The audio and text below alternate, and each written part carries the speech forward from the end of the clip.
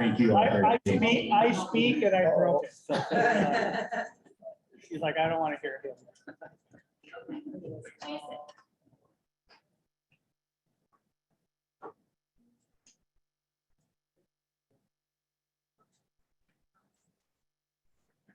I'm scared. How many of y'all have employees? Okay, so that's almost everybody. Okay, we're set. Woo! All right. She pulls it out. Pull it down. Okay, I know, right? sorry. The employees, can we raise their hand? Yeah. It's almost everybody has employees. Awesome, that's a great place to start from. So I'm Deborah, the one running around like a headless chicken. I apologize, but we are all set up with tech. And I'll just say, this is an important thing because we are really working on our language justice at Good Business Colorado. And so we're figuring out some of the interpretation pieces. And we are all set to go, so thank you so much for your patience. So Good Business Colorado is an organization of grassroots business owners working to build a more prosperous, equitable, and sustainable Colorado. I'm so dang proud to have GBC members represented on this panel, as well as our partner organizations. Today is the second event of our 10-part Lunch and Learn series, and we're hosting these events throughout the state. All of them be available in person, as well as virtually. I think we've got a good crowd of people from across the state joining us online. So hi to everyone joining us via Zoom. Welcome to beautiful Grand Junction. So this is the next event will be on July 27th, and you can find a full list of events on our website. We'd like to thank our sponsoring organizations. We literally would not be able to do this without them. So for the series, we have Bank of America, and today we also have Alpine Bank, a staple in the community that's sponsoring. Do you want to come say a quick hello from Alpine Bank? Hello, everyone. My name is Marcel Evangelist. Basically, I'm a loan officer trainee at Alpine Bank. I've been with the company for a little over 6 months now, so it's been a great ride. And I'm going to say thank you guys for allowing us to be here and sponsor this event. And a little bit about Alpine Bank. Alpine Bank is basically a community bank that is employee-owned and independently run. Another thing I like to say, I like telling people basically about Alpine Bank is that we have a green team, a bidding environment. So we have a green team that's been that has basically an environmental management system that's been running for over 20 years now. So it's great to definitely represent a company that not only care about me personally, but also the community and the environment that I live in. So that's just a little bit of what we do, and it's just a great honor to be here. And thanks for letting us show up and be a sponsor. Thank you very much. Thank you. And of course, we want to give a huge shout out to Brandon and the team at Downtown Grand Junction for helping co-host this event. And before I kick it over to him to moderate, I just want to give a shout out to, so this event series is put together in partnership with 32 organizations that serve business owners across the state. These organizations live and breathe to make sure that businesses can succeed. Local businesses in Colorado are the key to our success, and we have a broad range of organizations here to serve you. So you'll get a link after this event for the folks on Zoom, and we'll put it on the screen here. It's a survey. If you can take a couple minutes to give us feedback, that'd be super appreciated. You'll also see a list of all these organizations so that you can get hooked up with the ones that you think will be helpful in your business journey. So we have sponsoring this event series, the Asian Chamber of Commerce, Be Civic, Be Local, the B-Side Fund, the Buena Vista Chamber of Commerce, SEDS Finance, Colfax Business Improvement District, the Colorado Black Chamber of Commerce, the Colorado Women's Chamber of Commerce, the Denver Economic Development and Opportunity, Downtown Colorado Inc., the Downtown Development Authority of Fort Collins, Downtown Grand Junction, Entrepreneurship for All, Energize Colorado, Greater Pueblo Chamber, Local First, the Logan County Economic Development Corporation, Metro D, North Metro Denver SBDC, the Partnership for Community Action, Pueblo Latino Chamber of Commerce, the Rocky Mountain Microfinance Institute, Salida Chamber of Commerce, Small Business Majority, Social Venture Partners, Startup Colorado, Sustainable Living Association, the Regenerative Recovery Coalition, the American Sustainable Business Network, the Commons, and the Latino Chamber of Boulder County. All these groups are here to serve you, so get connected. And now I'll kick it over to Brandon. All right, that was also a very impressive reading of that list. I just wondering when you're gonna put it to a song so you can sing it and we can all remember it together. Yeah, tasking it. Awesome. I don't think I could have done that as fluidly as you just did. So anyways, yes, my name is Brandon. I'm with downtown Grand Junction. We have a great panelist here, a great group of panelists here. And so what we're gonna do is we're gonna go around and do some introductions, kick it off. And then everyone's also gonna talk about their hardest lesson learned as a boss. And then after that, we're gonna open it up. We have a few questions that kind of get everybody's creative juices going. And then we're gonna open it up to the audience to see if there's any questions. So we're gonna go ahead and start with Sherry on the hand over here. So as part of my introduction, do I also say what my worst experience as a boss is? Yes. Right. Or hardest lesson. Well, thank you for all being here, and it's my pleasure to be here as well. I'm Sherry Price, the Assistant Director of Hilltops Family Resource Center. And my biggest lesson as a boss is trust, but verify. I have been burned many, many times by extending trust and not verifying, leading to some disastrous situations. So trust but verify. Sherry.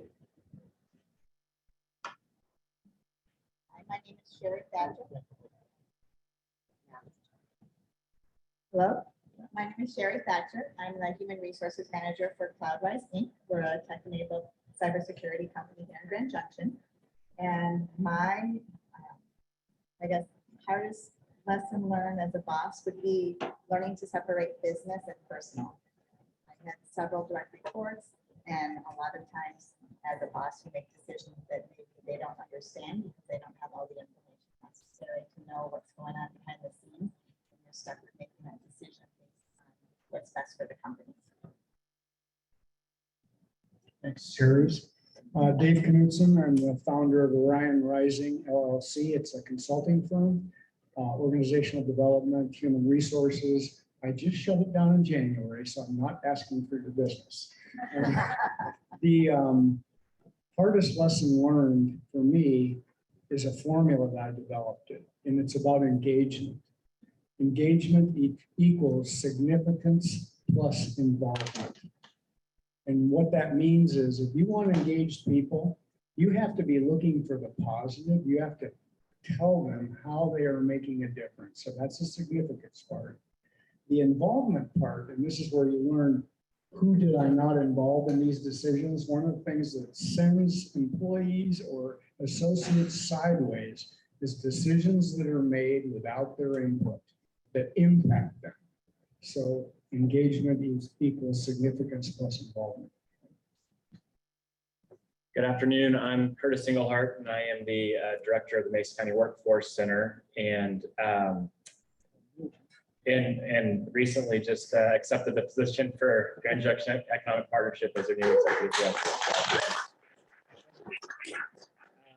I would say, I mean, lessons learned, there's so many, and it's hard to even like choose one, but I would say that there is power in delegation. And being a boss, sometimes you feel like you have to be the in the weeds subject matter expert of all your programs, and that really isn't the case. There's so much power and trust built when you're able to delegate. So that would be one of the lessons I learned.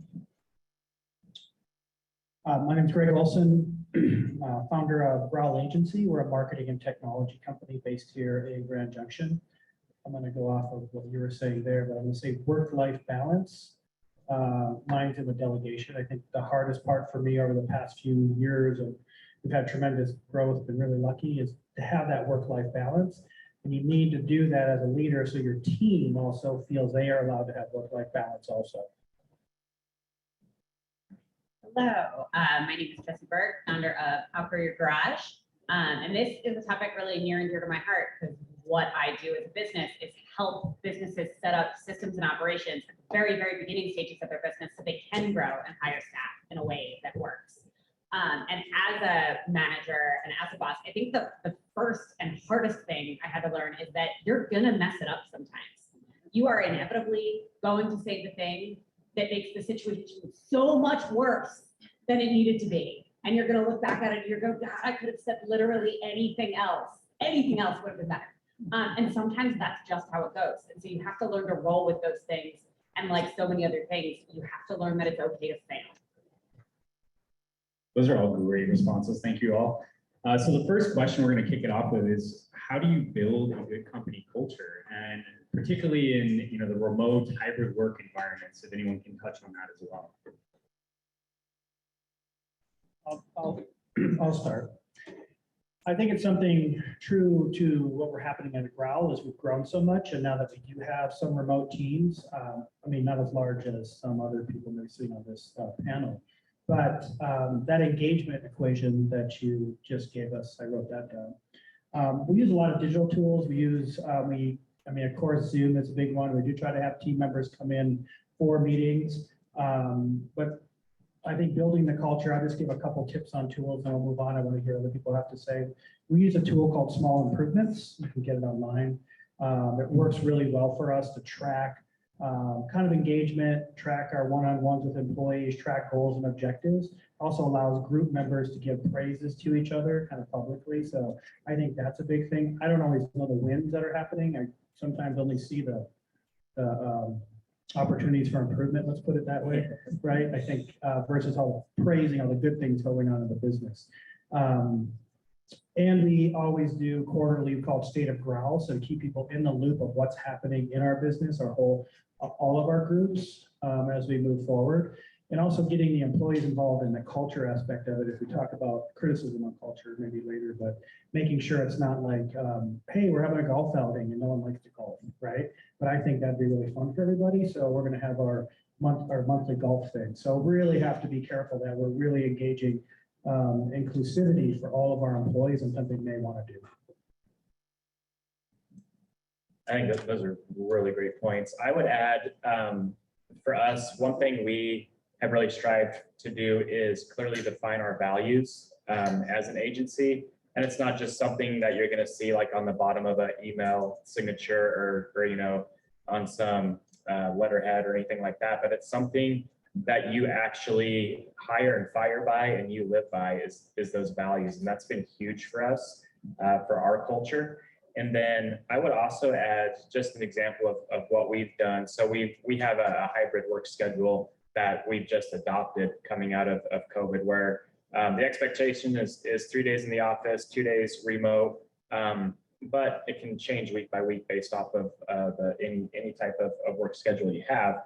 And so one thing we try and do on a bi-monthly basis, we have a staff of about 77, so it's tough to get everybody in one room together, but we do it on a bi-monthly basis, and we call it snack and chats, which I know is kind of a corny name, but and that's what we do. We make sure that it is cross teams sitting at tables together. So it's not everyone from the same team, but we really try and get cross programs together. We do different icebreakers together. And then we really learn about whether it's our internal programs and how we can refer or bring in an external partner and have them give kind of a presentation. And it's really cool to see just the relationships that are built through it.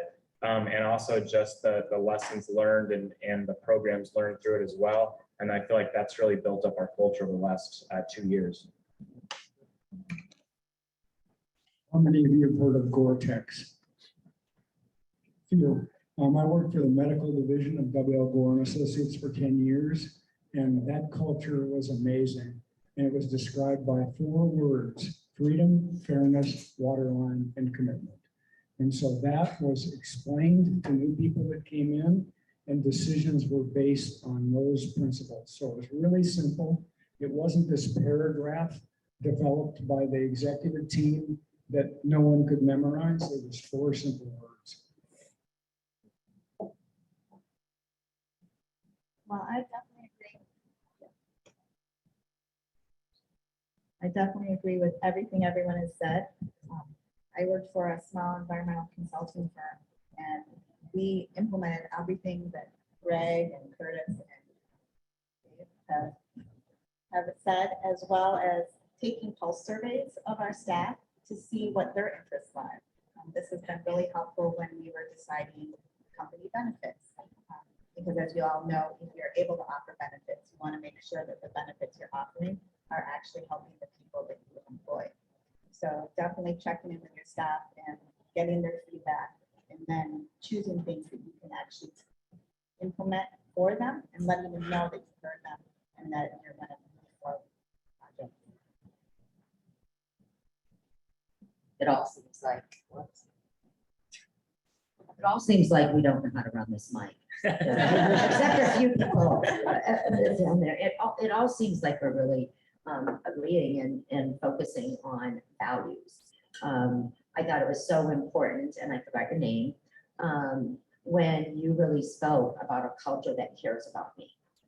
And our individuals that we are hiring have a lot of challenges, right? Both internally, at work, outside of work. And I find that having that values discussion about what does it mean, but also getting to know people on a more personal level. Where do you want to be 5 years from now? What are your goals? How do your goals fit into our values? And then how do we build that positive culture so you're getting your needs met while I'm getting mine, but also being aware of the resources that are available in our community for those employees who are struggling or challenged, right? Curtis, you can probably talk about the Workforce Center. I can certainly talk about the Family Resource Center, but if someone comes into my office and says, I don't have enough gas money, or my car broke down, am I equipped as an employer to know where that individual might be able to go? I think in regards to culture, we spent a lot of time on EDI and doing things similar to what Curtis was talking about, where we celebrate a variety of ethnic holidays throughout the year and then have activities that go around with it, right? So for Cinco de Mayo, we made piñatas, and for Juneteenth, we made quilts. And so and that brings those individuals who are working a hybrid model into our office so they can then socialize and become part of our community culture. I would say one of the things that has been most helpful in the companies that I've run, which have largely been seasonal based businesses, where you had to think about all these things that we think about today with remote work, but without the technology, right? How do you create a culture of summer camp counselors when they're all individually with children all day long? How do you create a culture at a landscaping company when you have these disparate field groups that don't talk to each other all day long? And so one of the things that we've done is create those spaces where you can bring groups together. But one of the most useful things I've ever implemented with my staff that really helps cut off any big cultural issues at the knees is have an annual airing of the grievances. And that's literally what I call it, right? So we do it online, or we do it in person, and we take a whiteboard, or we take a Trello board, or whatever. And everybody just lists the systemic things that they would like to have changed, right? And that's the rule. It has to be a systemic thing, right? I wish this policy was different. I really like this part of my job to be easier. And we just write it all down. And I always facilitate it if I had managers facilitate it, if I did it in smaller groups, because I've never had a company bigger than 15. So we can do it in smaller groups. But if I had 77 people, I might have the department heads facilitate it. I would have whoever the highest ranking decision maker is in the room facilitate, not participate. You don't solve, you just write it down. And it gives you a starting point of what is the general overall feeling? How do your employees value your operations? How do they handle that? And it gives them a voice to be able to say, this is what we think about working with this company. And that creates a lot of that team building so that you can have your work-life balance, you can have your resources, you can have that, because you're going to see all that come up. I wish I knew what the resources were for X. Great. You can now assign that out to somebody and say, who wants to tackle that in your next meeting after you've aired all those grievances? Awesome, thank you. That's actually a great segue, because the next question is, how do you deal with critiques of culture in the workplace? After you do your airing of the grievances, make sure that you personally, as the person who was facilitating it, take some time for yourself, because you will have heard a lot of, here's what you personally can do better, because you're the person who wrote all these systems and they're not working for us. So make sure you're in a place that you can to that negative criticism. And then the other thing is make sure that if you aren't able to have a hard conversation with staff and they come to you and they say, hey, I'm having a really hard time, I need to talk to you. If you can't do that, then tell them and make a time to do it. Hey, I can't right now. I'm about to meet with an investor and I can't push this back. Can we do it in an hour? Right? So make sure that you're rescheduling that time if somebody is coming to you with an issue and you aren't able to handle it. Anybody else want to take it down there? We can come this way. Go ahead. First of all, this is what most people overlook when they get disconfirming evidence. They need to listen. Most people do not listen. And the other thing well, first of all, the listening needs to be actually feeding back your understanding of what they're saying, because typically the presenting problem is not the real problem. The presenting problem is the safe thing they can put in front of you. The real problem is much deeper. And so by listening and feeding back what you're hearing, that's really important. And I'll just add to that, being in HR, I'm usually the person in the company that gets to hear all the criticisms about the culture. So I have learned, in addition to listening, also allowing telling the employees things that we are able to change and knowing the difference between the things that we are not able to change. Obviously, a lot of the decisions that come down from management can manage up and let them know what's going on with the company, but that doesn't mean that they're willing to implement a change. I think folks might have already said this. There you are. It is that acknowledgement, because there are things outside of our control to acknowledge, to say, yep, you're right. What we paid you may not be adequate. And what else, might we be able to do to support you? And as Sherry said, really taking action on those things that are in your power, and identifying those. I think we also, someone talked about, managing up, but also being very clear about those things that you can and cannot change, and get a hard skin, right? Because people are going to say things and it hurts, and it causes us to self-reflect and determine is what I'm hearing accurate, and then how do we take steps to rectify that if it's within our power. Yeah, I think those are all really good answers. And so, yeah, I would just echo that crucial conversations have to be had. And yeah, I would just say you can't take those criticisms personal, and working towards that solution-focused approach. One thing we do for our agency, because we are a little bit larger, is we do an annual engagement survey. And so we ask similar questions every year and then compare those year over year to make sure we're making progress. And we do presentations to our staff based off of those results. And it's an anonymous survey. And I would say one thing that I've learned through that survey is that the negative comments are not the quantity, but they are the loudest. And you can't focus on the loudest. You really want to make sure you're focusing on the quantity, which in most cases is going to be that positivity. Yes, there's going to be things to correct, but make sure you're not just focusing on the loudest. So I was going to say employee survey. We're a small company and we started doing our first employee surveys. And honestly, I was super surprised by some of the responses. Again, I'm not sure who they came from. And so we had to kind of make a shift in a little bit of our culture. Things I thought were okay, because I think it's a risk for employees to say like, hey, Greg, I really hate those events. I really don't like what we're doing. But on a survey like that, they can actually be more open. So it kind of allowed us to shift my mindset on how do we receive feedback? How do we more active listen? Now we do things, I'll sit in meetings with our leadership. They'll do wins and challenges at the end of every week.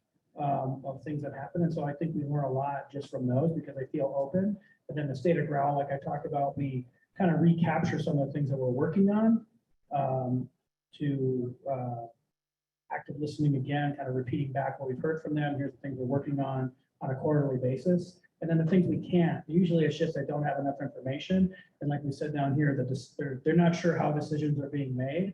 And so then it goes more into one-on-ones if we're having some critical feedback that we need to address. So some of it's just misinformation and some of the things we just can't solve and they just want to know why or, how can they work with it. Awesome, thank you. And only one other piece, because I just experienced this in the last week, So, is having a process in place when people are disgruntled or need immediate action, because those kinds of things can fester, right? How do we expect our staff to conduct themselves in a solution-oriented way that is giving back to the culture? And really talking about that upon hire and reminding folks about, in our culture, this is what we expect when you are disgruntled or you are worried about something related to our culture or our practices or our policies. Thank you. So I think one of the underlying things I heard was also the importance of building leadership within your teams and how that can help. Can you all touch on some tips or strategies you all use to get your leadership team on the same page?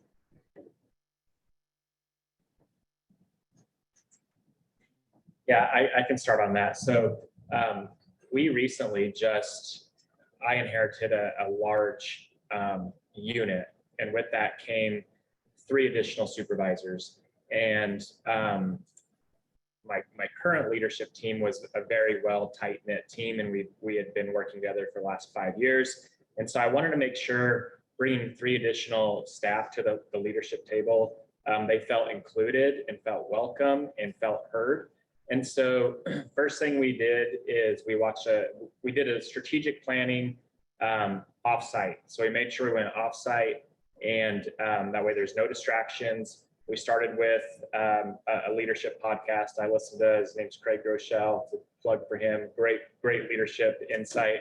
And what we started off of was really building our identity statements as a leadership team, who we wanted to be as a leadership team, and then broke that down even further to the individual leader on who they wanted to be as a leader. And then from there, we created a team charter, which had our vision statement, mission statement, and then all of our I will, we will statements. And I think that really set the tone for us to grow our leadership team and do it in a way where it felt inclusive. And so that's something that was, I feel like, a huge win for us in continuing to have a seamless, well-oiled leadership team. One of the things I think a lot with building a leadership team is how do you help someone through that first leadership position? And how do you help them mesh with people who have existing leadership training or existing capabilities? And it really comes back to ongoing training for everybody and providing a variety of resources. And if you build staff training and ongoing professional development into your organization as a whole, you already have those processes in place when somebody wants to reach into a new skill, learn a new piece, or when you're promoting somebody into a management position. In a book I read years ago when I first started thinking about starting a business, with the Peter Principle, which is like an old book from the 70s that doesn't hold up in a lot of ways, but it's the original idea of that concept of you get promoted to the level of your incompetence. And so often somebody gets promoted out of a job they do well to management of a team that does that job without recognizing that those are separate skills. Doing the job and managing the job aren't the same skills, and so you have to provide that management and leadership training, and it's something we miss a lot in our protocol. So build those systems in, and then things have changed a lot. Even in the last 10 years, we really see a lot more focus on things like emotional intelligence. So if you have somebody who's been managing for 15 years, are they keeping up with what new hires, with what younger people, with what different generations are expecting out of their managers? And so building in that ongoing training really helps at all levels of the organization, and it removes the stigma. You have to go to ongoing training because you aren't doing your job. No, everybody goes to ongoing training because we have curiosity and learning as one of our company values. I'd like to talk a little bit about the top-down approach, because Gore was a very flat organization. I believe in flat organizations more than hierarchical ones. So a couple lessons from that. A, leadership is determined by followership. And so you can think you're a leader, but if you don't have followers, you're really not. And one of the definitions, one of our leaders at Gore had this definition of a leader. A leader is someone who sees a piece of trash and picks it up when no one's looking. Okay, I like that. So I'd like to bounce off what Curtis was saying.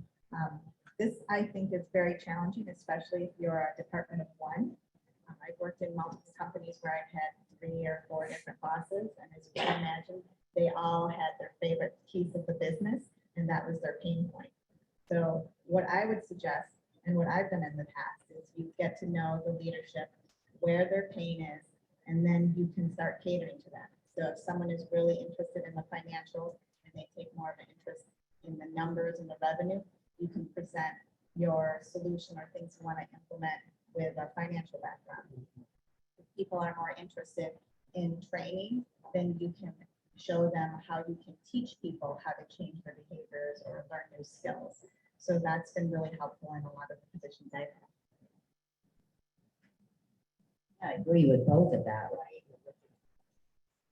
I will not figure this mic out, so I just apologize that it's not one of my skills. You would not want to put me in IT. And I love what everyone's been saying, because I think you, as a leader, identify attributes and traits in your staff that then you can capitalize on, train to, and really acknowledge and recognize. And I love the follower piece, right? Because you're not a leader if you do not have followers. And leaders can be at any part or piece of our organization. One of the things that I like to evaluate, especially when I'm promoting someone, is do they already have followers? And do they have established boundaries? Because that is one of the biggest steps for anyone moving into leadership, is designating the difference between, I used to be your buddy and coworker, and now I'm your boss. And so how are you providing skills, training, and support to that person as they climb, for lack of a better word? And I wanted to add just before, sorry, Greg. What Curtis was talking about of doing your strategy and creating your mission statement, I did that. And if you have it on a smaller scale, you can use the Start With Your Why book by Simon Sinek. It has some really great ways to figure out why you're in business, you know, what your values are, and then you can bring all of those values into your hiring, into your onboarding, into your recruiting. So you're looking for people that believe in the same things that your company does, and then you're hiring and firing on those values and trying to push that mission statement forward. Awesome. Thank you. Greg, you sure? Okay. So we're gonna pause on our questions. I wanted to open it up and see if anybody in the audience or online had any questions.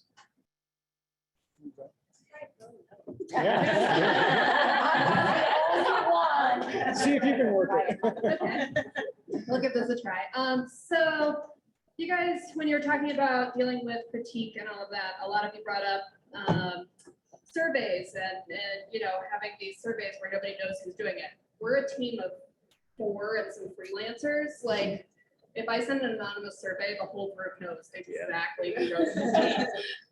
Obviously, one-on-ones, that kind of thing is really important, but any other tips and tricks for small teams for getting that really genuine feedback?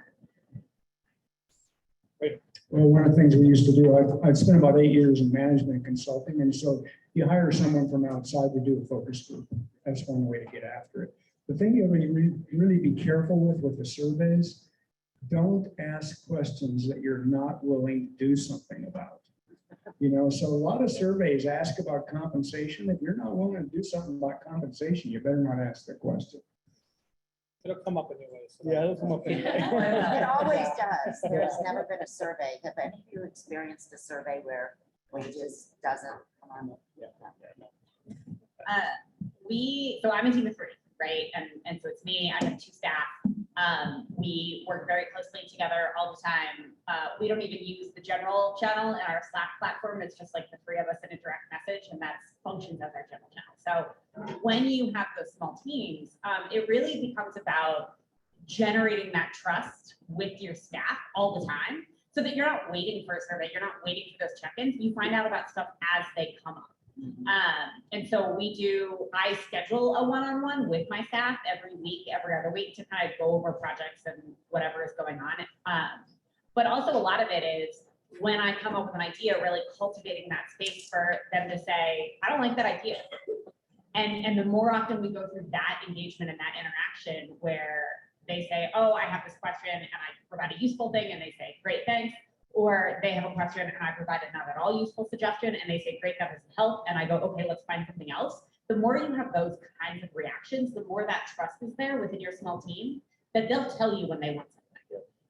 And then it makes it easier to do other general transparency things. I am a small startup, right? We are not at where we need to be in terms of revenue. We've only been in existence 6 months. So great, that means my staff is underpaid. They know it, I know it, we all know it. Right? And so acknowledging that, going, okay, here's where we're at now. Here's what we need to do in order to pay you more, means that transparency is there. So providing that transparency about what's going on in the background to a certain extent. If I am not sure I'm going to make payroll that week, I definitely would not tell them that until like way later. But you want to manage that in a way that works for the relationships that you're building. Yeah, she nailed it. I think I would say giving the opportunities or the platform to get that feedback, but then creating the culture to where they don't have to wait for those opportunities to come in and talk to you about it. I think that, like I said, we use wins and challenges openly. So we have a meeting and we'll do it with hybrid team partners, things like that, like what's working, what's not working. We'll capture those. We don't have to answer in that meeting, but we keep track. Then back to our tool that we use, Small Improvements. It's an online tool for our one-on-ones, but sometimes it allows people, they'll type more than they want to say. So they're like, hey, prepare for our one-on-one Friday. Here's my goals and objectives for your things I want to cover. Why don't you put some things in there you want to cover, and then we'll talk about it. And many times we'll find that they think about it, they'll talk about things openly on a one-on-one or write it down, and it allows me and our team to track it month over month on how we're doing. And some of it might come up compensation, some of it come up, who knows, right? And I just have to openly can address it moving forward. So I think that's a tip. We're a small growing team too, and I understand about the employee survey. We finally got to the size that, although I think I know who says what, but it's hard to tell, right? Still handwriting analysis, it's all on mine. So.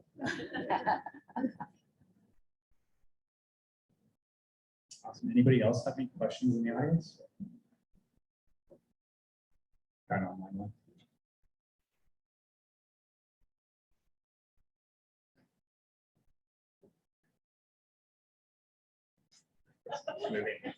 So we have a question here on Zoom. How do you communicate culture so you can't attract employees that resonate with it? So you How do you can't communicate? attract. Oh, I think that meant to be Candace. So how do you communicate culture so you can attract employees that resonate with it? I'm going to go back to the value comment. I think if you spend time on those true values and you can, even your internal employees believe them, it's one thing for, have we ever worked at a place that you had like the boss had those great values, but everybody just rolled their eyes every time they talked about them? So that's not good values, right? So I think like we have, really strong values. One of them is yes and, meaning that, there's no, we don't have to say, don't you love it when I have an idea? Then you say, no, but, right? So we try to carry that positive forward. And so if our employees believe it, then we're going to hire those same type of people. I think that's one way that we can instill that forward is, again, have those values that the whole organization believes in. Yeah, I agree with that. And I think a lot of our discussion today has really focused us around values, hasn't it? And so when I am interviewing, that is the first thing I talk about, is what our corporate values are, and clearly articulate and describe that that isn't just our value, it's how we live our lives. It's how we live our work lives. And in some cases, especially around cultural diversity, integrity, we expect our employees to live that way outside of work as well. And often that will lead the conversation, or you can very quickly weed people out because they're placating in their answers to your questions, or they're not really speaking values during that interview process. For those of you who know me, I only believe in practical solutions. And so one of the specific things that I've done in companies is when I ran my landscaping company, we were always trying to find people who would take direction from women managers. And so I really wanted to have that culture of acceptance within my landscaping company because I had a lot of women bosses. And so one of the really specific ways we navigated that is I only had women do the first round of interviews. And that told me immediately whether or not somebody was going to be able to take direction from a woman boss. And it wasn't, it just provides that little, we were starting that acceptance in the interview process, right? So if they showed up and they were like, oh yeah, I'm going to be really macho and I'm going to disregard what the interviewer has to say and I'm going to not listen and I'm going to be sort of lousy, we weren't going to hire that person. And so you can really start those processes in your job description, in the things you put out about your community, but in that interview, exactly like Sherry was saying. One of the quotes I like from a long career with people is, this person is fundamentally incapable of seeing the world through anyone else's eyes but their own. Oh. And that's what I look for. Is this a person that's open to influence?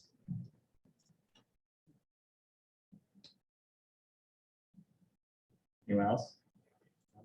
Okay, so I think that's a great segue because I want to hear everyone's best interview question and their worst interview question. It can be either one you've heard or used or experienced. You know, the one I like, we always like to ask, what do you know about Growl? I like to know, like, did they do any research? What do they know? What have they read? And it really amazes me, and we've done these interviews over the years, that the people don't come prepared at all. Like, they know nothing about who you are. I mean, even if they get it wrong, at least try, right? Like to say, oh, I saw you. So the ones that have tried like social media, saw this post or this news article, or, hey, I have a question, you know, they kind of prepare. So I always ask them, what do you know about us? It's been one that seems to be a good way for us to start engagement. I would say one of the worst questions for interviewing has to do with anything personal. So a lot of times you'll be talking to the candidate, talking about the weather, and then they'll say something about their family or something about their kids. And you really cannot respond to that and ask them for more information. You can't ask them, oh, how many children do you have? What grades are they in? So anything personal is the absolute worst question. You have to train your team to not answer those questions or ask them. But for best questions, one of my favorites is, what's the most recent book that you've read? Because then it lets me know, it kind of opens the door to what other interests someone might have, and if they're keeping up or interested in learning. I think have two. See, it's never going to work today. I have kind of two questions that I favor. One is if you could excel at any sport of your desire, what would it be and why? It tells me a lot about individuals. Are they a team player? Are they individualistic? When they talk about why they want to engage in that sport. And then I also like to ask individuals, what are the qualities of a leader and how do they display those? To see even, because I believe strongly that we all can be leaders as long as we have followers. And it's really interesting and gives me a lot of insight into what leadership qualities an individual may possess. I'm going to throw a little cold water on interviews. First of all, it's one of the least valid selection processes you could possibly use. all of your biases come out no matter how well you know yourself. So I really like to look at in a hiring process as 2/3 of the decision is based on performance criteria. I try to design tasks for the people who are going after the job that are similar to what they'll be doing and watch that closely. For instance, if we're hiring a city manager, we give the candidates a copy of the budget in advance and say, prepare a PowerPoint presentation on what you would tell the council next year about what to do with our budget. So it's those kind of things that I think are really, really important. 1/3 of it on interviews. And the interview question I like to ask has to do with that previous piece about trying to get at. I asked them, tell me about a time when you were presented with disconfirming evidence and had to change your mind. I just want to add one thing. One thing we've been successful at is we have challenges. My wife is back there. She's nodding. Like, yes, we do that. Mention that. Her eyes said, talk about that. Try not to look at her over there. But just if you could turn that way and just move over a little bit. Oh, good. Okay. So it is a challenge. I think it helped us out because you can say exactly what the role is going to be. Hey, you have 24 hours to do this. We've actually weeded out people that read it and go, this isn't for me, right? So I think designing that challenge we've done for each role that we've had, we meet with them, talk to them, have a team interview, but that challenge is something that allows me to get back some information on how do they think about that role. And again, it might not be correct, like 100%, but a lot of what we do as a course, you have to know how to spell correctly or know how to write or do whatever the activity is, right? And so how does it come back and be presented to us? And I think you are right. You find out a lot about a person when they're having to do a task. Yeah. We also give them feedback in that interviews to see how they respond to feedback. Yeah, criticism's back. That's good. You can go now.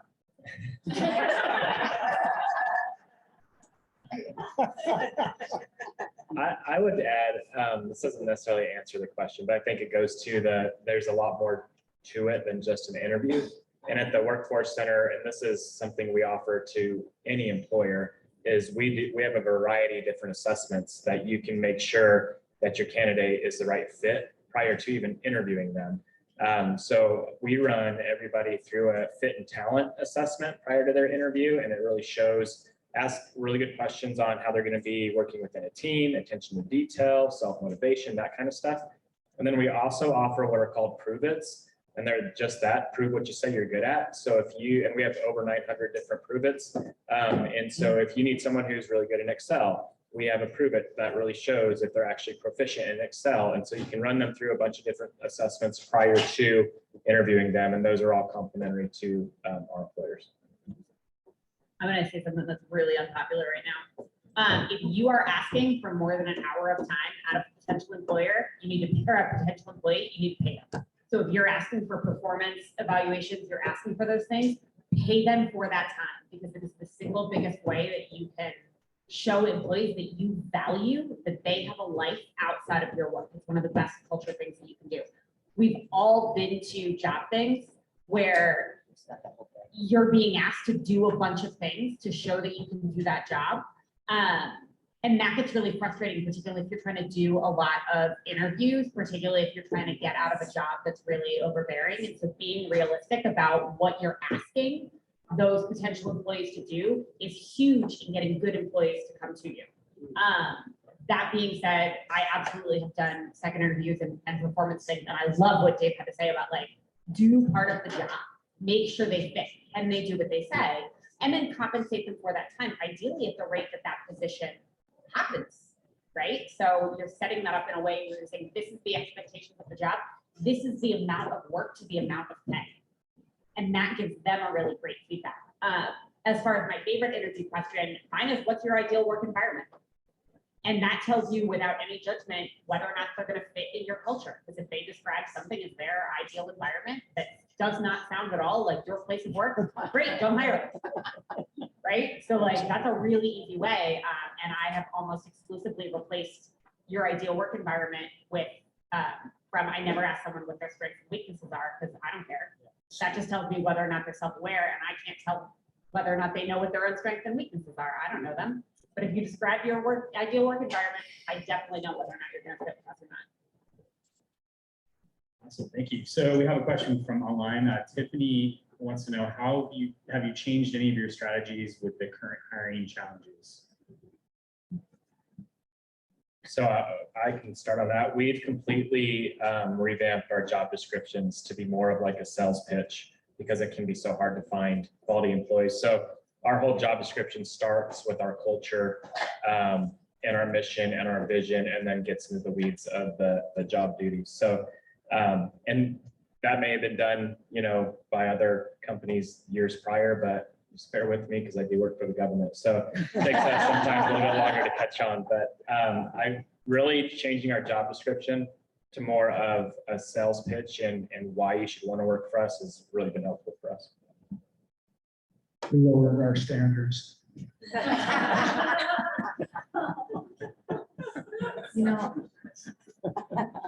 I would say we've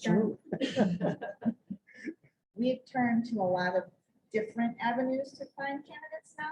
Maybe special websites geared toward tech or things like that we might have not looked at before, just so we can chase the candidate.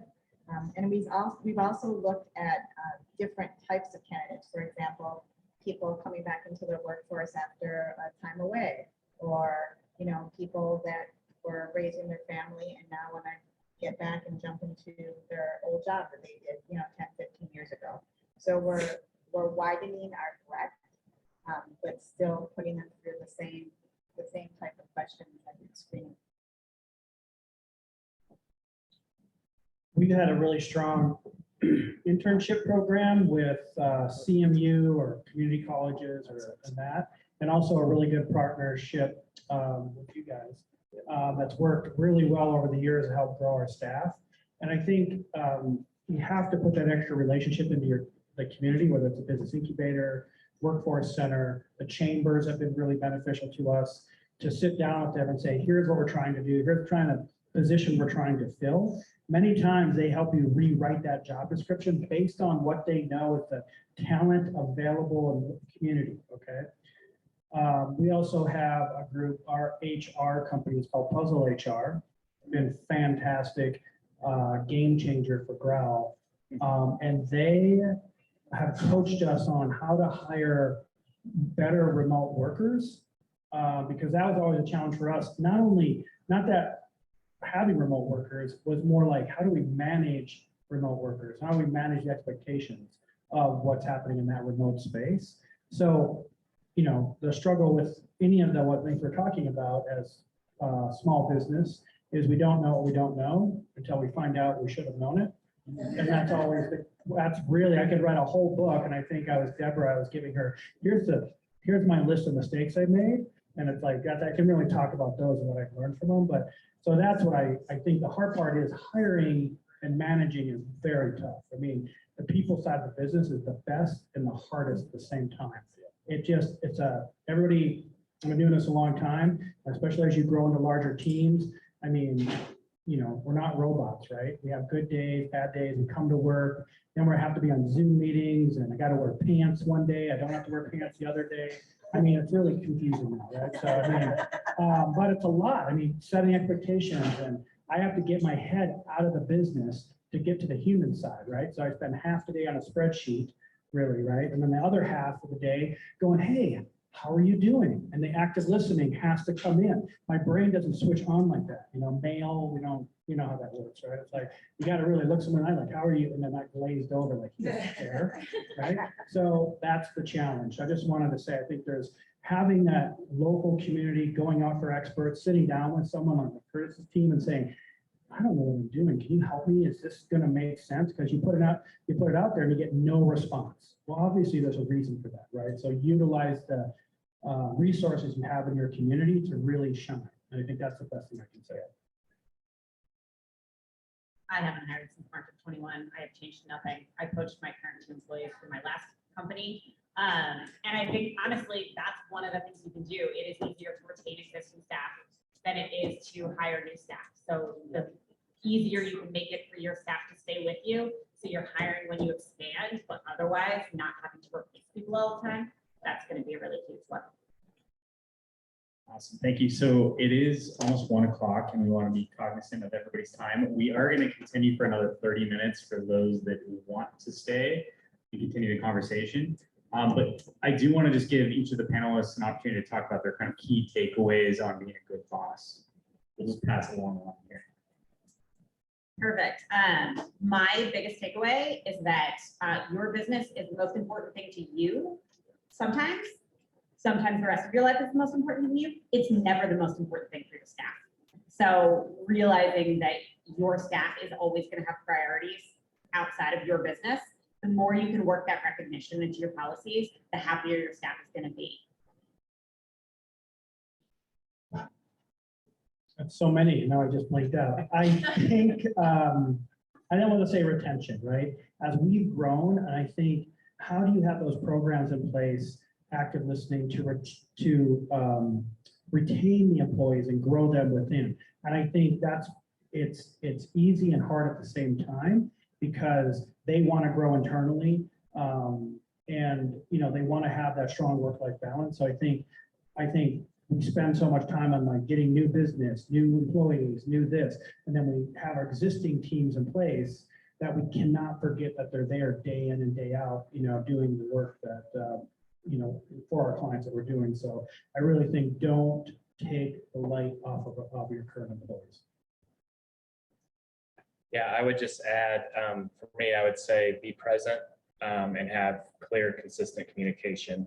And then I would just add a couple more things as far as if you're waiting as a leader to have all the facts and all the information before making a decision, it's too late.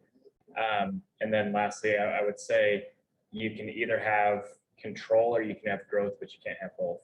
And so I think that really goes to the delegation and empowerment of your staff. I'll repeat what I said at the beginning, and that was engagement equals significance plus involvement. And so the significance part, you're spending a lot of your time looking at the problems rather than looking at what's going right and making sure you're giving that feedback about what's going right to the people that need to hear it. They know they're significant because of that. And involvement is the piece about who does this decision impact and have I gotten feedback from them before I made the decision? I'm going to go back to what Greg and Curtis were talking about before, and just let you guys know that you are not alone. There are so many resources that you have access to. We've worked with the Workforce Center. We've done internships. I know they have a great program. They have different ways to support people coming out of college that are making that transition to a full-time adult kind of life now. So, really utilize those resources, plug into your professional organizations, whether it's an HR organization or a legal organization. There's a lot of people out there that are much smarter than me that have a lot more answers.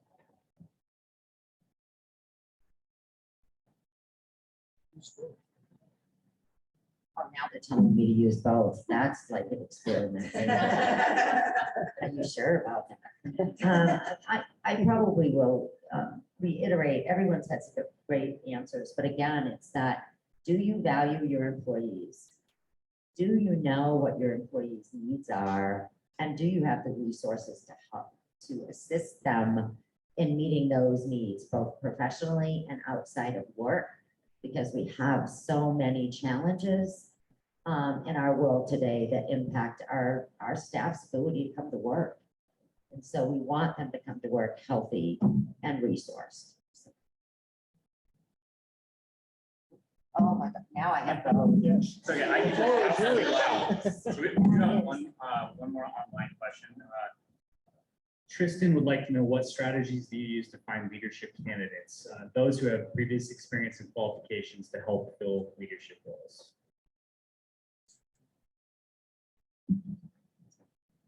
That's, I don't know. You can come from, I guess, from two different perspectives, right? So have you identified leaders in your organization that have followers and then grow them? Especially if you're looking to do that sort of internally and respect your staff. I rely on others. And what I mean by that is other organizations. Sometimes I pirate people. I think someone talked about that earlier. But is who have I recognized has leadership abilities, even with outside my organization, and actually reaching out and recruiting potentially when I have seen someone with leadership potential. Anyone else? Oh, here. I think the thing that's true about a lot of the way that we think about recruiting leadership that I've seen is we kind of expect somebody to come in with all of the qualifications of the job, right? We have this wish list of things we want our leaders to come in and do, and we want to hire somebody who has all of those and can hit the ground running, and we don't want to do any training. Lower your expectations, as Dave so succinctly put it before. So be realistic about what somebody can do. What do you absolutely need? What can you train? What can you let go? Awesome, thank you. Well, so I'm going to kick it up to Deborah here, but I do just want to give our panelists a round of applause. This is great. Yeah, and our moderator as well. And we have a lot of food here. Sorry, folks on Zoom, you can't partake in that, but a lot of food and folks willing to stick around and continue asking questions. But just to be respectful of the folks time who need to leave right at 1. Just a couple of things. First, a shout out to Jason, our Director of Membership and Communications, who's on the deck. And again, he's going to put in the chat a link to the survey. They're in there. Thank you. Yes. And in your participant package, which Andres, another member of our awesome team, is going to come up and explain what's in the participant package. Those of you who got the information online or on Zoom, you'll get an email. Everyone who registered will get an email with the resources. This group of folks have put together a tremendous list of resources that are in your packets and will also be emailed out. So if you did not register either through the West Slope Startup Week or the Eventbrite, make sure you sign in on the back if you would like to see this compilation of amazing resources that our panelists have put together for you all. And also, you will see in your pack, well, actually, Andres is going to tell you what's in your pack. Awesome. So yes, for everyone who has a packet, the first sheet is that survey that we talked about. For those on Zoom, you are going to have that same link already. It looks long, but that's only because it's printed and there's a lot of options, but it's a handful of questions. 14. The next sheet is actually the rest of our Lunch and Learn dates, as well as a one-pager about Good Business Colorado. So if you want to learn more about us, that information will be there. And of course, all the Lunch and Learn series are going to be hybrid. So if there is one that you're interested in learning more about, but it's in a location in Colorado that you, quite frankly, don't have an interest in driving to or have the time to drive to, then you can digitally be there and get all of that same information. The next one is a Lunch, Learn, and Take Action sheet, which will include some QR codes about ways that you can take what you've learned today and go further with that information. And then we have a quiz around the Healthy Families and Workplaces Act, aka the Paid Sick Days Law, which is now a requirement for every business owner. So speaking about caring for our employees and making sure they come to work healthy, we have a quiz for you that you can take to see how your business and your structure stands up to the law. Then we have a resource from the Hilltop Family Resource Center, so some more information on how to contact them and the services they can provide, as well as on the back. It's listed out quite nicely. And then last but not least, we have a Good Jobs Evolution resource page broken down by the type of resource. So whether it's a hiring resource or a management resource, they will have the URLs as well as a very brief title description of what it is that you're getting. Cool. Perfect. Thank you. Awesome. So I guess we're just going to kick this off. And if anybody wants to stick around, we've got time for a handful more questions. Come on. Go ahead. All right, so some of you already mentioned a few resources, but I'd like for you to sift through all of your backlog of resources and choose the one that you think is the best book or podcast or tool or website related specifically to company culture or employee satisfaction. You want to learn more. I mentioned Puzzle HR. I would check into them if you're any size company. Wealth of information for employee engagement that has really, we have our own HR person now from that team that has helped increase our employee engagement. I don't know, 100-fold if I was to try to guess, but we have a trusted resource, trusted training where if someone's like struggling on PowerPoint or struggling to any kind of thing, they have those kind of training opportunities. So it allowed us to have a small company, but have access to really big resources. And I think, I wish it's one of those things I would have done sooner than, I don't know, I just, who was I to think I could do HR by myself? I don't know, but I tried and I was not very good at it. So that was one of the resources that I found. I'm sure there's hundreds of other HR kind of companies, but I'm really a fan of what they're doing for us. Yeah, and I mentioned it before, but the Craig Groeschel with the G Groeschel Leadership Podcast, they come out once a month. You can subscribe to them and they're only 20 minutes long. And so, and you can go back and look at the whole list catalog of previous podcasts. And Craig Groeschel, Groeschel. Probably nowhere close to that. But get a good list of podcasts. One of my downsides is finding the most difficult way to do something and pursuing it with a passion. And so when I joined Gore, they train every single associate in leader effectiveness training. It's 3 full days of leadership training. I went to grad school for 2 years for rehabilitation counseling. I learned more in the 6 hours of that class about listening than I did in that 2 years of grad school. Maybe that's a comment about my attentiveness in grad school.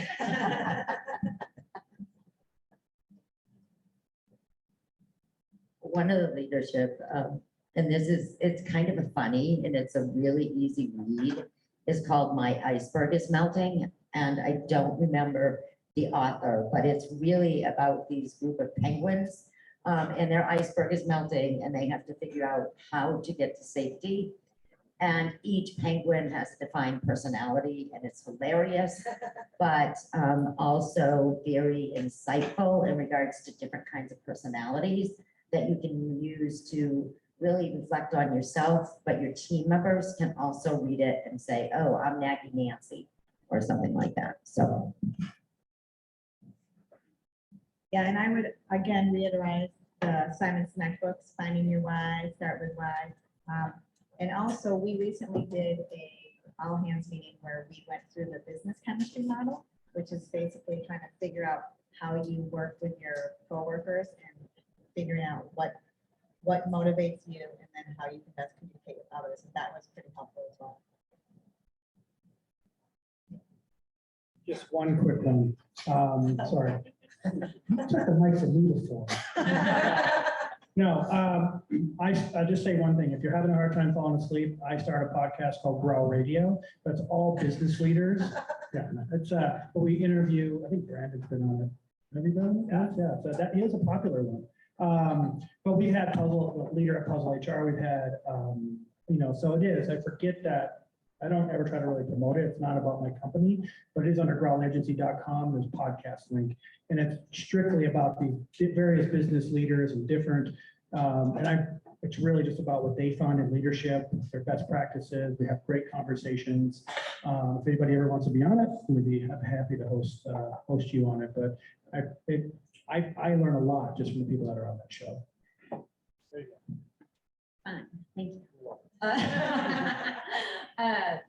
Culture is one of those things you have, whether you think you do or you don't, right? So culture develops on its own.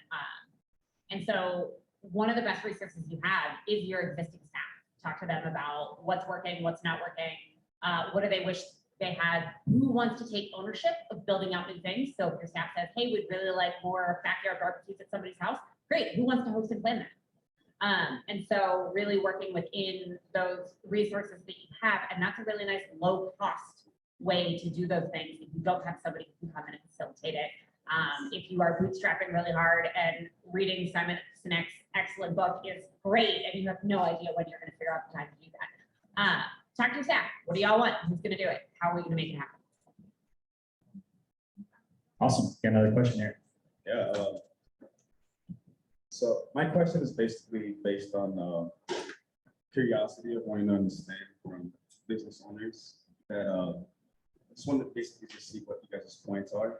So as a college, former college student graduating, a big problem that I found here in town is that knowing that businesses are not willing to, well, I'm not saying not willing, say that they're just not trying to give that advantage to, let's say, a recent college graduate as of hiring someone that has more experience. You know, college students also that are very ambitious and are ready to step into the career and their just whatever job that they want to do. So why is it like college students having a hard time here in the Western Slope and having to go up in the front range to find a job that they're most likely are going to have to not get paid as much as they would have been paid here? Or vice versa? I think you should. Right, yeah. Here's the guy. Here you go. So I think it's a communication issue, to be honest. I think, so in my seat, this might be a really long answer, so I apologize in advance, but what I have heard is from CMU graduates is, man, I'd love to stay here, but there's not a job for me here. And what I hear from businesses is, I'd love to hire a CMU graduate, but I have no idea who to talk to. And so what we've actually done at the Workforce Center and with CMU is we created a shared position. It's fairly new, but it's to address just that. It's to be that communication bridge. And so it's a workforce development liaison. It's a shared position through an MOU we have with CMU. She works 2 days at the Workforce Center, 3 days at CMU Career Services. And her purpose is to connect CMU graduates, recent graduates, alumni with local businesses here in an effort to retain our workforce. Because the last thing we want is our graduates to be going off to the Front Range or out of state to find that work when really that work is here. So I really do think it is more of a communication, false perception type issue than anything. On our website, mcwfc, MaceCountyWorkforceCenter.us, mcwfc.us, on the front page there, it says, it's got a little button there. You click on that and it's a whole landing page with 4 different videos on the partnership, the position, how it works, and then also an online form that a student or an employer can fill out, and it goes directly to our workforce development liaison. So we've heard that a lot, and I feel like we're making good progress in addressing it. Is there a job board that CMU has that employers can like post if they're actively looking for college students? Yeah. Handshake. Yeah. And it's, I'll say from an employer aspect of that, it's not very good. So, I mean, so I'll be, we've been doing this since we've been here 5 years. And so we have a pretty good relationship with CMU and a great relationship with you guys. So the struggle is with CMU is I push them, this is kind of pre-COVID, they were starting some things where let's have employers and students get together, just have, I mean, what's the campus place they have there? Point. And get together and just network, right? One, it's a great way. And I think they started that now recently in this year where they're having more like mock interviews and meet and stuff like that. Because again, you have to bridge that gap and no one's doing a great job here. So I agree with you. Okay, we suck at it. And it is a hard thing. And I think you as a student, and I've talked to so many students about this, is like, we have really good business incubators. We have a really great local chambers. They're so well connected to businesses that they know that a lot of these jobs we don't have time to post it and stuff. So, you know, we throw it on Facebook and a lot of students aren't on Facebook or Instagram. So again, we're old, we don't know what's going on. So, I mean, we're just trying to do the best we can. And so it's where do we find that connection that students can go, oh, Greg's looking for some people. How do I get a hold of him, right? And I think if we can be more friendly to say, yeah, talk to me, and then I might not have a job, but Brandon might have a job. We're all connected that way. And I think we just need to figure out how do we do a better job of it and not make it so governmentally hard, right? How do we break down those barriers? And I think that's what we forget, right? Students are coming out of college, are smart, are driven, but the tools we are asking them to engage with us on are kind of broken. And I'm thinking that's what I'm trying to figure out to fix, because we need to make it easier for someone that's 20, 21, 22, or whatever. And then like, I mean, if once we do talk, it's really easy, but how do you engage with us? And I feel like we're back to the rotary phone. And you're like, well, I don't know what that is, but we'll talk about that later. But I think about how to use technology, right? So we need to figure that out. I'd love for you to come forward or we'll go back to CMU and say, hey, let's figure this out together. Yeah, and I guess I just want to touch on that real quick too, because I've had a lot of recent CMU grads and I've had a lot of success with it, but I definitely noticed a little bit of a disconnect between perception of what experience is, because there's a lot of other things you can look at during college. You know, you're part of student leadership, entrepreneurship club, or those sorts of things. So I think part of it is better, you know, a disconnect between both maybe CMU and the employers around like they do have experience. It's not, you know, that is an experience. You learn how to work in teams, all sorts of different aspects. And so for me, I mean, I've had a ton of success. We're a pretty small team, but I mean, I would agree with Greg that I think there's definitely a disconnect. That's a huge resource we have that as a community that I think will hopefully grow. I think some of the professors are doing a good job. They're getting their seniors out there. And that's really how we meet people. They're like, hey, I have someone I want you to meet.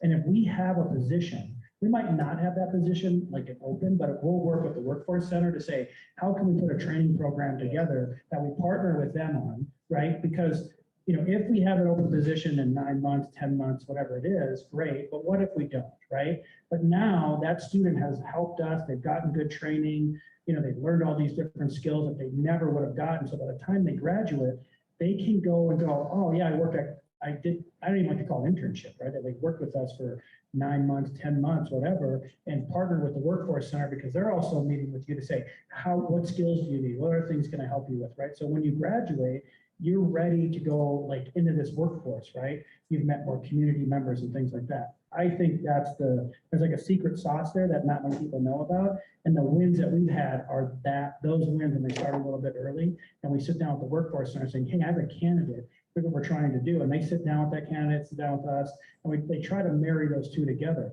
And then when they graduate, they can figure out. We've had a student that graduated and then he didn't work with us, but went and got a really great job, right? And I think he got all this training, you know, and now we retain someone here in Mesa County. You want to touch on that? Yeah. I taught as an adjunct for a bunch of years, so it was human resource compensation, also consulting. And some of it was at the graduate level. And that was the big challenge for the students all the time is how do I get into this? Now, how many of you are aware of the hidden job market? The hidden job market are jobs that are hired by someone that isn't advertised. There's tons of those out there. And there's a little gem of a book, and I'm going to date myself here. It was written in 1973, and it was called Go Hire Yourself an Employer. And it was written by a guy named Irish. And this book teaches you about how to tap into the hidden job market, because to me, it's about personal responsibility, picking yourself up by the bootstraps, doing your research, trying to mine a network. And his suggestion, I think, was one of the most powerful ones. He said, try to find someone in the area that you want to work in and ask them to coach you about your search. And that's where you start. But that was a gem of a book, Go Hire Yourself an Employer by Irish. It's just great for students. Awesome, thank you. So we're gonna have one last question, no pressure, Brittany, but we're gonna. Well, I actually want to touch on,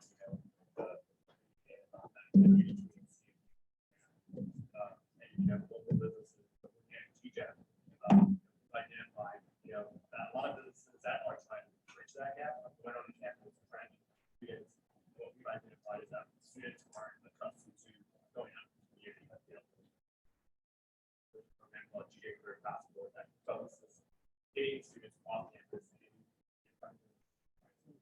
again, just better items in the community. Remember, that's in my head. And so that's also second place to class. Let's show the target for attitude versus done to a place where he's much qualified, but not qualified, but they're motivated. Go ahead. You know, work at the job, do well, give you the longevity, what skills, experience, and thoughts and attitude. I can train you on skills. I cannot train you on attitudes. Right. Like, you gotta come in with an attitude I can work with. Because if I need you to learn Excel, great, we make videos on that, tutorials and all kinds of pieces, but I will hire attitude every time. Yeah, it sounds like we're sort of all in agreement. I hire values and attitudes before skills. The skills can be taught, values and attitudes often cannot. And I know they always talk about you can old dog can learn new tricks or something, but I think we form our values and our attitudes pretty young, not based on any scientific research, but I do believe that, and I think that it's hard to change attitudes and your worldview, but it's easy to teach skills. Yeah, I would say for us, it's fit. And I say all the time, you can have all the skills in the world, but if you're not a good fit, it's not going to work out. So you have to make sure that it's a good fit first and foremost. I'm doing some interviewing next week, and that's what I'm looking for. I'll be looking for fit, attitude, values. Yeah, not skills. Agreed. I worked in sales, it feels like my whole career, but I went to school for mechanical engineering. My mom still asks, whatever happened to that? I don't know. I can't remember. But we have all worked on those teams like in sales where you had that like the super salesperson, right? That just burned people out, right? Like just ran over people, but the boss was like, God, I can't really let Bill go. I mean, he's a dick, but he's bringing in sales, but then he just slowly watched people peel away from that company, right? Because he has great skills, or it was always a he, I'm sorry, just my experience. So, and they just ran over people, right? And I think that's the part that we have to be careful when we hire. I get excited when I meet somebody and they're like, oh my God, if we bring this person on, it's, but then I don't know, their attitude seems a little, so that should be the red flag that goes up. Nobody's going to come into your business and help you win if they don't have the right attitude that matches your values. Back to where you started it. If they don't match your values, how are you going to win as an organization? So. All right. Well, thank you everybody for attending and enjoy the rest of Weston Slope Startup Week. Absolutely.